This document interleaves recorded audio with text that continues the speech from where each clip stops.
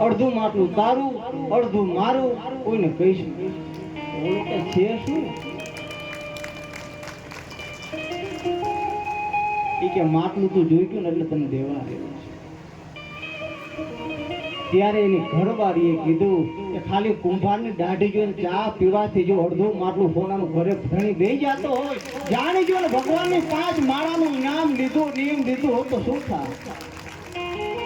સાહેબ ઘરે માટલા દેવા હોના ના આવે ઘરે માટલા દેવા કાંઈક નિયમ લેજો બસ આ પૂરી કાલ થવાની છે 12 વાગે કાલ કાંઈક નિયમ લેજો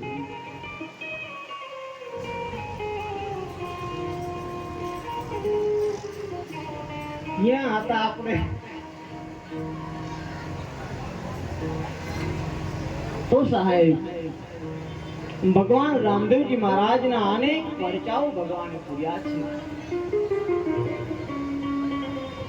અને ભગવાન પોતાના અનેક ભક્તોને મળતા આવે છે ભગવાન ભક્ત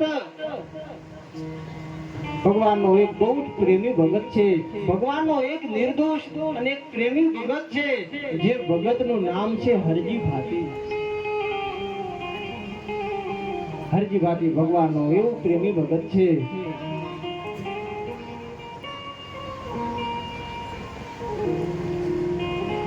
હરજી ભાટીની કથામાં બે મત આવે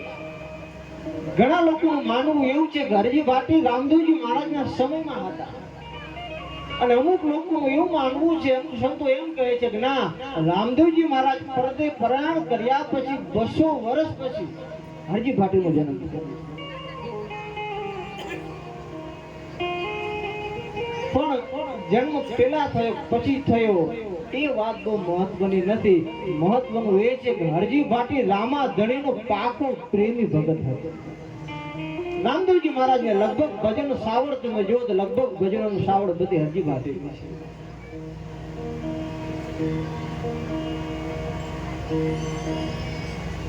તો હરજી ભાટી ભગવાનનો પરમ પ્રેમી ભક્ત છે પરમ આદરણીય ભક્ત છે રામદેવજી મહારાજ હરજી ભાટીને મળવા માટે જાય છે હરજી ભાટીને દર્શન આપવા જાય છે હરજી ભાટી મેં પરમ કાલ જ લગભગ કહ્યું હતું હરજી ભાટી પાસે જ્ઞાન નથી ભક્તિ નથી વૈરાગ્ય નથી એની પાસે એક જ વસ્તુ છે કે રામ ધણી મારો છે હું રામ ધણીનો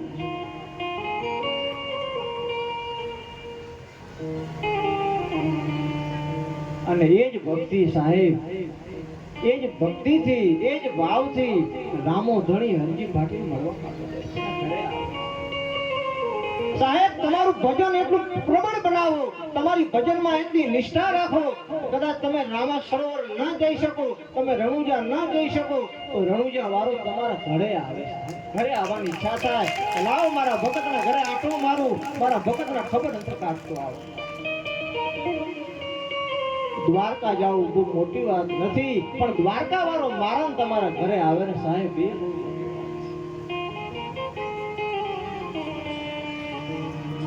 એ મારે મોલે પધાર્યા રે આલમ રાજા મારે મોલે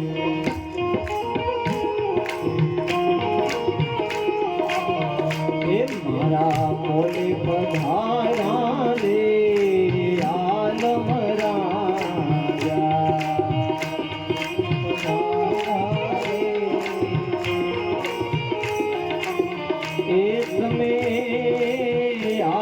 વિનમ દેનાવી